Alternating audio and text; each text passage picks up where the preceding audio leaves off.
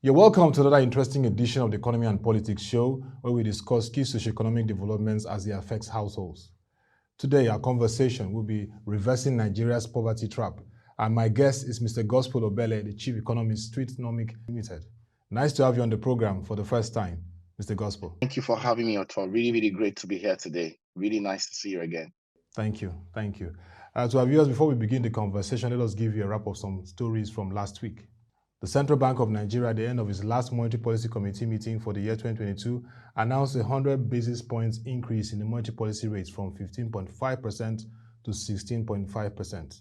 Also last week, President Muhammadu Buhari, at the weekly Federal Executive Council meeting, unveiled the redesigned 200, 500 and 1,000 Naira notes at the Presidential Villa, Aso Rock.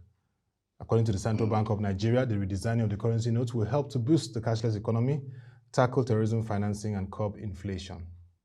Those are some of the stories from last week. If you're joining us, this is the Economy and Politics Show, and the conversation today is on reversing the poverty trap in Nigeria. My guest is Mr. Gospel Obele, Chief Economist, Streetnomics Ltd. Mr. Gospel, let's first begin with how this country, great in natural resources and even human capital, has found itself in this trap. The recent report from the National Bureau of Statistics that shows that 63% of the population are multidimensionally poor. That's about 133 million of the population. How do we dip into this? Well, thank you very much for the question. I think it bothers everyone on a lot of legs. Taking it from the known to the unknown would be the fact that there's a death of personal leadership in the system, and that has evolved to becoming a landslide poor level of public leadership. So poor level of public leadership will always give birth to a lack of visionary government or lack of visionary stakeholders. I'm also talking about the public sector, the private sector, even the social enterprise sector. All right, there's a gross lack of visionary leaders, in the system, especially visionary leaders who also have the enablers to translate their vision to reality. And that also takes into the conversations around institutional ideologies and all that. So the system not just only has public leadership who are not visionary, or public leaders who are not visionary, or institutional leaders who are not visionary. There's also a form of extractive institutions where these leaders believe that resources and economic potential should be used to empower a few. As a result, that few can also control the larger block of the majority who have been disempowered for a long time. And what we've seen over time is that has also translated into the weak economic or poor economic management of the Nigerian economy, Nigerian resources and the likes, and especially of its human capital. So you've had a situation where people have risen not because of the right educational system or the right employability system or advanced markets in Nigeria, but because of their personal struggle to own up to the challenge and the need to survive. But then again, over time, the pressure of poor economic management always pressures again on the little efforts people are making. So as a result, we've seen inflation worsen over time. We've seen Nigeria get into unnecessary recessions, recessions that could have been avoided. We've seen situations where our public revenue has been grossly impacted. We've seen situations where, budget has been used as a cycle of as a instrument to fund waste. Or we've seen a lot of unnecessary and irregularities that are not really healthy to enable the economy move towards prosperity. And what we found is a downside of that, which is an increasing poverty conversation. But then, even with the poverty conversation, we've also seen that the average Nigerian consistently for almost the last decade now has been, in terms of their potential to aspire and do more, get into a prosperity segment, that potential has been hijacked due to increasing cost centers on the Nigerian economy. So there's been rising inflation at double digit consistently over the last decade, and that has also impacted heavily on the basic necessities. So the pressure points through which inflation permeates the Nigerian economy or Nigerians is through food, clothing, shelter, education, housing, and all the likes. And that's unfortunately the basic block or the basic necessities the average Nigerian needs to even survive or get by on a daily basis. So if a critical chunk of your population, whether rich or not, are struggling to get by on a daily basis, just struggling to or spending more amount of their income or their hard-earned money, trying to get the basic necessities, it means that it's going to be much more difficult for them to aspire and do more for their lives beyond basic necessities. As a result, they are trapped, trying to get into the prosperity block. So the conversation of poverty trap has evolved on different levels, due to that same poor public or personal leadership drive, poor institutional ideology, and a gross lack of productivity drivers in the system.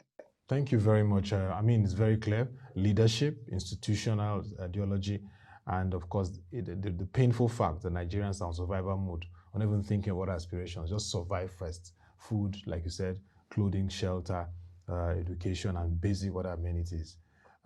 That brings us to reviewing the impact of policy interventions in Nigeria. You know that in Brazil, he's just been re-elected, Lula. He did a social intervention plan, lifted millions from poverty. We've heard the story of China, of what they've done. When you look at the social intervention program of this current administration, when you look at the various interventions of the monetary policy drive of the central bank, and even the past ERGP and the new development plan, just in few minutes, how would you assess this as a driver to uplift millions of Nigerians from poverty? Even the 10-year plan, decade plan to lift 100 million people from poverty.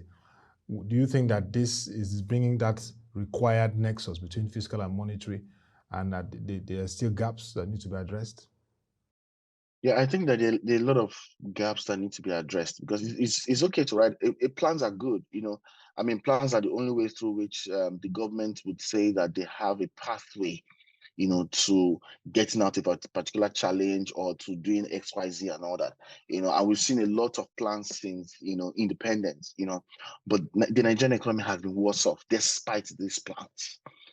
Despite the plans, I mean, the data is there to show that despite these plans, we have almost close to 10, 12, 15 plans since independence, but inflation is worsening, the cost of living crisis is worsening, the public finance of the nation is at almost at negative levels. In fact, if you look at it realistically, and institutions are not better off for it, despite the fact that a lot of growth has happened in some sectors.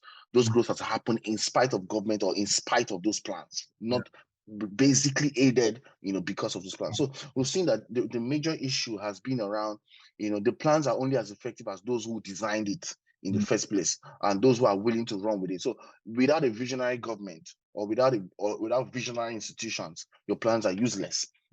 So the social fabric, the leadership potential required to, number one, design plans that will work in your context is very critical. And in many cases, a lot of these plans have not been very, very, very, very identifiable to the context.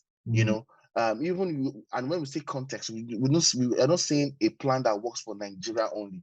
We're also saying a plan that works for Nigeria, but also identifies with the different silos of complexities, even in Nigerian economy. All right, no two states in the Southwest are the same. No two local governments in Lagos State is the same. All right, so the plans have to be extremely tailored to different layers of context, even within the context itself. That's a major design block challenge that we faced with our planning or development plans in context. Then we also need to evolve towards the mechanization of how those plans will work. Take, for instance, you want to create 3 million jobs in 4 years. How do you want to do that? We are so engrossed with the 3 million jobs in 4 years that we are not really rigorously or interrogating, how you want to get that done. There has to be clear mechanisms, just like a theory of change. How do you move someone from point A to point B? How do you want to get it done? What machinery are you going to use? Okay, if you say industrialization will create more jobs, how do you want to industrialize? What are your priority sectors? How, within those priority sectors, how do you want to make it work such that the cocoa we have in Nigeria can be rightly processed? Chocolates are being produced. Those chocolates are preferred chocolate by South Africans and global people living in South Africa. Those chocolates can compete in the UK. Those chocolates can compete in Zurich, and those chocolates can compete in New York. So does your plan clearly articulate a mechanism to make that work?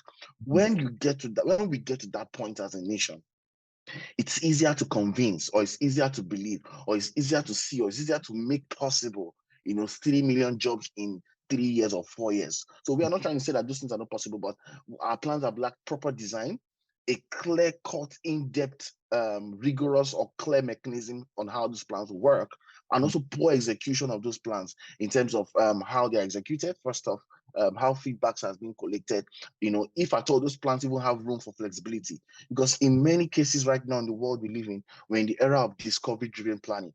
How do you take a plan, in such a way that as you're executing that plan, you're also fine-tuning the plan to ensure that it can accommodate changes, uncertainties, events that are unfolding in the time we live in today. So all of these series of complexities are major and big questions for reform leaders in Nigeria.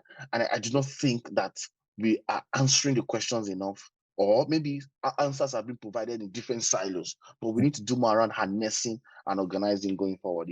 Very well, Gospel. If I hear you very well, that silos has to be with fiscal and monetary also singing from the same handbook. Properly in sync. Yes.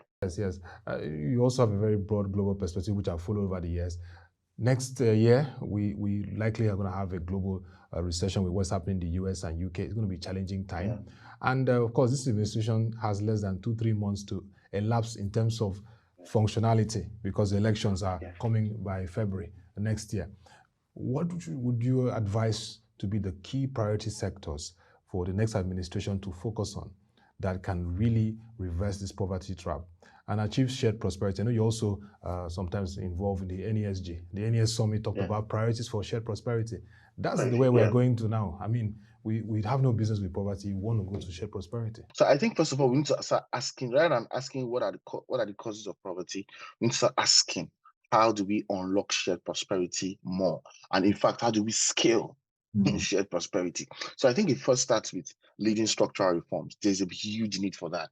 What we've seen a lot of times, in more recent times in Nigeria, in fact, over the years, has been that we create a lot of policy solutions to structural problems, and there's a lot of misalignment there. And what Nigeria really needs are structural reforms to these structural problems.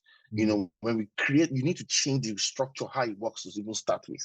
Then when you change how it works, they will now introduce the policies to enable, just like policies are like diesel oil, or diesel or some form of, oil you need in your car to get it moving and to get running. So you already have the components put together, but you need the oil to make it work, to move effectively and all of that. So we need the components properly designed, in spaces where they will unlock productivity, which is structural reform. Then we now need the policies, to all them for growth, to all them for development, to all them for sustainability and all that. So we need to get those two legs clearly. When we get the two legs of structural reforms and policy dynamics well, then there's need to now start unlocking different sectors for growth. So it's important to look at, okay, what are the key sectors government needs to focus on? I think the major thing, one thing that comes to mind is focusing on the productivity sectors, but even at that, they're already low-hanging fruits. 57% of the Nigerian economy is service-driven. All right. But the challenge is that we don't even have data on how many web developers we have in Nigeria.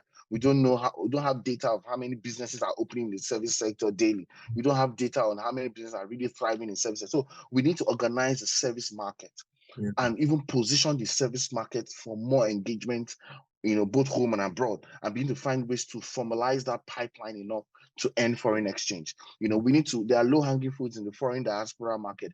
We need to do more around how we can harness foreign diaspora remittances for government revenue. We also need to do more around unlocking the positioning potential of the non-oil sector.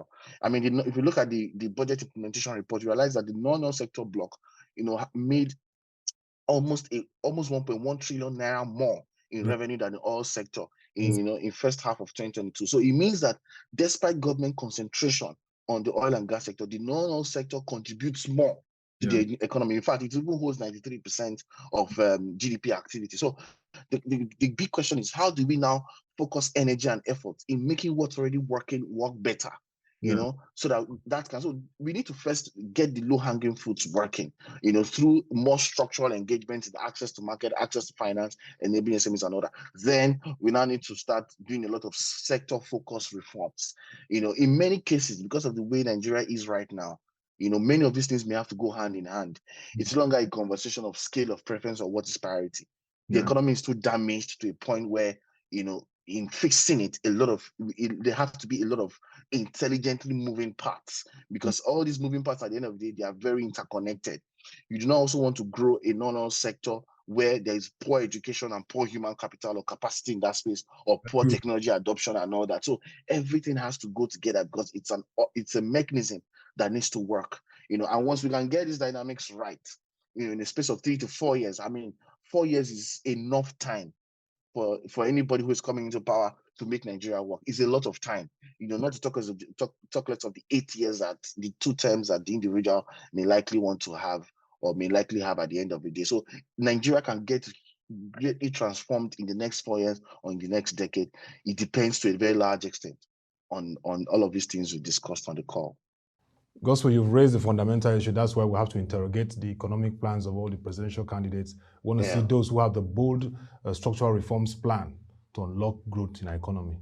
Because without that, we will be on a merry-go-round, and nobody wants to continue in this cycle. We've come a long way. We need to now become a nation ready to address poverty and also move on to the pathway of shared prosperity. Thank you very much, Mr. Gospel Obele, for enlightening us on the need for bold structural reforms as a nation to reposition our country to be a competitive economy globally. Thank you very much. Gospel Obele, Chief Economist, Streetnomics Ltd. And we hope to have you in subsequent conversations. It's a great honor to be here. Looking forward to it. Thank you. Thank you very much. Thank you. Have a great day. Thank you. Yes. Now to our talking point.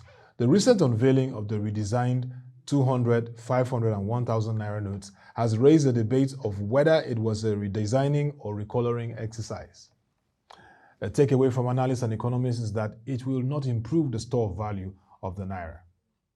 Mr. Paul Alaji, an economist who has featured on this show, puts it in clear perspective. The new naira notes are looking so beautiful. This is a fresh bath for the currency. It's just that we cannot rebrand the value. It's still the same weak naira. As the CBN has released the new notes, the next task will be to boost export, energy, production, manufacturing, and FDI.